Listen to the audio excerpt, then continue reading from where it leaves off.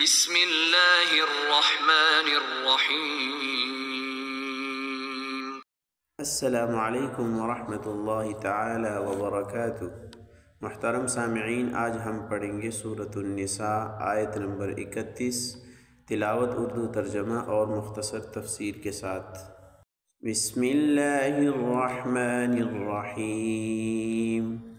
ان تجتنبوا كبائر ما تنهون عنه نكفر عنكم سيئاتكم وندخلكم مدخلا كريما۔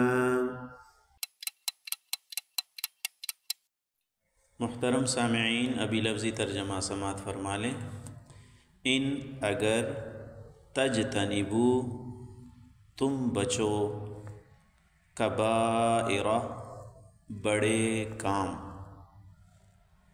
ما ان میں سے جو، تنہون تمہیں منع کیا جاتا ہے، عن سے، ہو اس سے، عنہ اس سے، نکفر ہم ہٹا دیں گے، کفارہ بنا دیں گے، عنکم تم سے، سیئات برے کام، کم تمہارے، و اور ندخل ہم داخل کر دیں گے، کم تمہیں، مدخلاً ایسی جگہ، کریمہ جو عزت والی ہے۔ بمحاورہ ترجمہ کچھ یوں ہوگا: اگر تم ان بڑے بڑے گناہوں سے پرہیز کرو جن سے تمہیں روکا گیا ہے، تو تمہاری چھوٹی برائیوں کا ہم خود کفارہ کر دیں گے اور تم کو ایک باعزت جگہ داخل کر دیں گے۔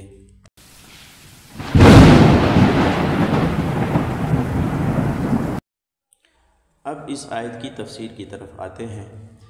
پچھلی آیات کے اندر اللہ تعالیٰ نے چند کبیرہ گناہوں سے منع کیا تھا اور ان پر وعید بھی ذکر کی تھی۔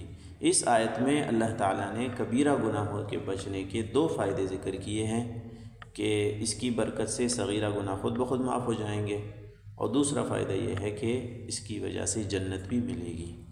چنانچہ اللہ جل شانہ ارشاد فرماتے ہیں: ان تجتنبوا اگر تم بچتے رہو، کبائر ما تنہون عنہ گناہوں میں سے، بڑے گناہوں سے، نکفر عنکم سیئاتکم تو ہم تم سے تمہارے چھوٹے چھوٹے گناہ وہ ختم کر دیں گے، مٹا دیں گے، اس کا بھی کفارہ کر دیں گے، وندخلکم مدخلا کریما اور ہم تمہیں عزت والی جگہ یعنی جنت کے اندر داخل کریں گے۔ اب یہ بات اچھی طرح معلوم ہونی چاہیے کہ جیسے کہ بڑا گناہ انسان کے لیے نقصان دہ ہے، اس کے دین کو نقصان دینے والا ہے، اسی طرح چھوٹے گناہ سے بھی انسان کے دین کو نقصان پہنچتا ہے۔ اب وہ چھوٹے گناہ کو چھوٹا سمجھ کر اس کو ہٹ درمی سے نہیں کرنا چاہیے، بلکہ اس سے بھی بچنا چاہیے۔ اس کی مثال ایسی ہے جیسا کہ ایک چھوٹا بچھو ہوتا ہے اور ایک بڑا بچھو ہوتا ہے، کہ چھوٹا بچھو وہ بھی نقصان دہ ہے، بڑا بچھو وہ بھی نقصان دہ ہے۔ نقصان اگرچہ دونوں کا کم اور زیادہ ہے، لیکن ہر ایک بچھو سے ڈرتا ہے اور بچتا بھی ہے اس سے، چاہے چھوٹا ہو یا بڑا۔ چھوٹے بچھو کو چھوٹا سمجھ کر ہاتھ میں نہیں پکڑتا۔ تو اسی طرح دونوں قسم کے جو گناہ ہیں، چاہے وہ صغیرہ ہوں چاہے وہ کبیرہ ہوں، وہ دونوں انسان کے لیے نقصان دہ ہیں، اس سے بچنا چاہیے۔ کبیرہ گناہ کون سا ہوتا ہے؟ اس کی تعریف کا خلاصہ یہ ہے کہ وہ گناہ جس پر کوئی شرعی سزا ہو، یا قرآن و احادیث کے اندر لعنت وارد ہوئی ہو، یا احادیث جہنم کی کوئی وعید وارد ہوئی ہو، یا جس گناہ کے مفاسد بڑے گناہ جتنے ہو، یا صغیرہ گناہ کو بے باکی کے ساتھ کیا جائے، یا اس پر ہمیشگی اور دوام اختیار کیا جائے، تو یہ سب صورتیں کبیرہ گناہ میں داخل ہیں۔ اسی طرح فرائض اور واجبات کو چھوڑنا یہ بھی کبیرہ گناہ ہے۔ تو آیت کا مطلب یہ ہوگا کہ جو شخص سب فرائض اور واجبات ادا کرے اور تمام کبیرہ گناہوں سے بچتا رہے، تو ہم اس کے چھوٹے چھوٹے گناہ خود بخود ہی معاف کر دیں گے۔ نکفر ہم کفارہ کر دیں گے، یعنی اس کا مطلب یہ ہے کہ جو آدمی کبیرہ گناہوں سے بچتا رہے، فرائض واجبات کا اہتمام کرتا رہے، تو وہ جو نیک اعمال کرے گا اور وہ مقبول ہوں گے، تو ان مقبول نیک اعمال کی برکت سے، ان کے ذریعے سے ان کے صغیرہ گناہ خود بخود معاف ہوتے چلے جائیں گے۔ جیسا کہ صحیح احادیث کے اندر یہ مضمون آیا ہے کہ وضو کا ایک ایک عضو آدمی جب دھوتا ہے تو اس سے اس کے چھوٹے گناہ خود بخود وہ دھل جاتے ہیں، ہاتھ کے، چہرے کے، پاؤں کے، سارے گناہ وہ خود بخود نیک اعمال کی وجہ سے دھل جاتے ہیں۔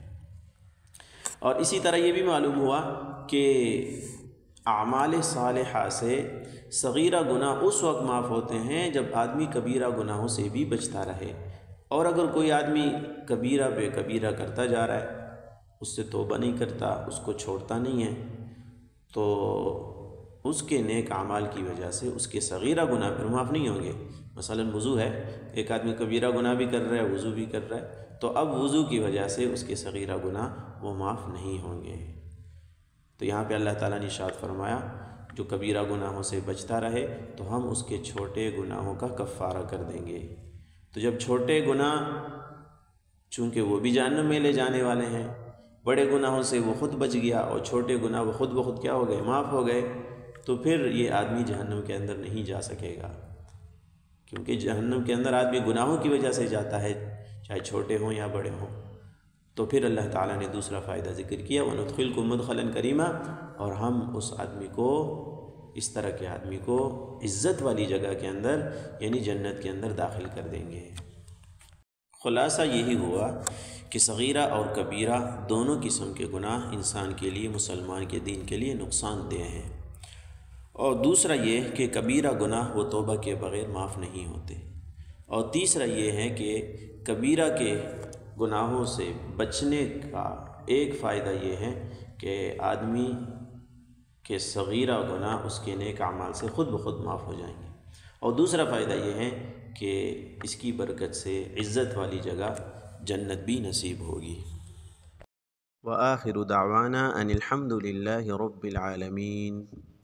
السلام علیکم ورحمۃ اللہ وبرکاتہ۔ ماشاء اللہ ماشاء اللہ۔